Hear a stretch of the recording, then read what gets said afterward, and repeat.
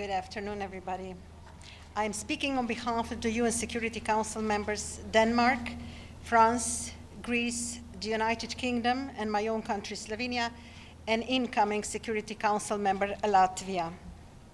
17 years have passed since Russia's aggression and subsequent illegal military presence in Georgia's territories of Abkhazia and Tskhinvali, South Ossetia regions. The Russian invasion of Georgia in August of 2008 demonstrated the start of Russia's more aggressive stance towards its neighbors. Russia has continued down this path with its unprovoked and unjustified aggression against Ukraine. We are resolute in our reaffirmation of Georgia's independence, sovereignty, and territorial integrity within its internationally recognized borders.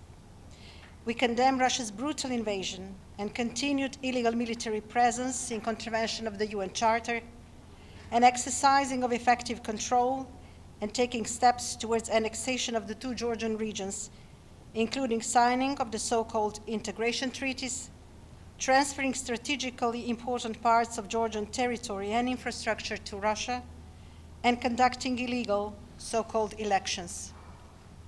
We reiterate our condemnation of Russia's continuous provocations, violations of international law, and militarization of the two Georgian regions, including restrictions of freedom of movement, unlawful detentions and abductions of the local population, discrimination against ethnic Georgians, prohibition of education in their language, deliberate damage to Georgian cultural heritage, erecting barbed wire fences, and establishing unauthorized flights, railway, and naval connections between Russia and Abkhazia region.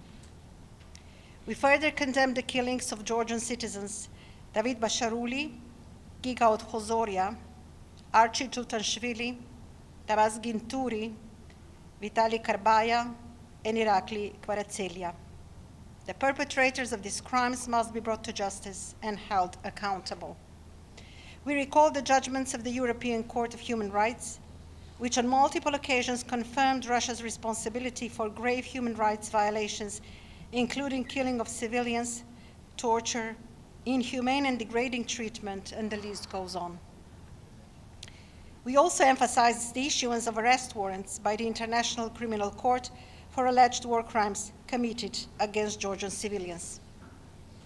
We remain deeply concerned with the fact that Russia has not upheld its obligations under the EU-mediated 2008 ceasefire agreement to withdraw its forces to the lines held prior to the outbreak of hostilities, nor met its commitment to allow unhindered access for international human rights monitoring mechanisms, such as the Office of High Commissioner for Human Rights. We recall the urgent need for safe and unhindered humanitarian access to all persons in need. We stress the importance of protecting the rights and responding to the needs of forcibly displaced persons and refugees, and allowing for the safe and dignified return to their homes. We remain committed to the Geneva International Discussions, which is the sole format to ensure implementation of the EU-mediated ceasefire agreement and return of the IDPs and refugees to their homes. We support the work of the European Union Monitoring Mission, the continued meetings of the Incident Prevention and Response Mechanism in Agneti, and stress the necessity of immediate resumption of the Incident Prevention and Response Mechanism in Gali without preconditions, and the functioning of both mechanisms in line with the ground rules and founding principles. We once again call on Russia to fully implement the 2008 ceasefire agreement and withdraw its forces from the territory of Georgia without delay.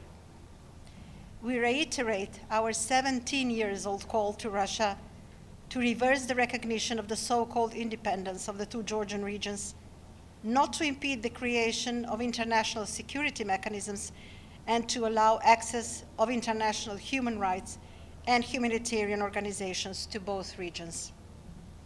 To conclude, we stress the necessity of a peaceful resolution of the Russia-Georgia conflict based on international law, including the UN Charter, and on Helsinki Final Act.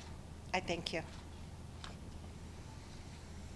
If there's a peace deal with Russia and Ukraine, how would that affect Georgia's sovereignty.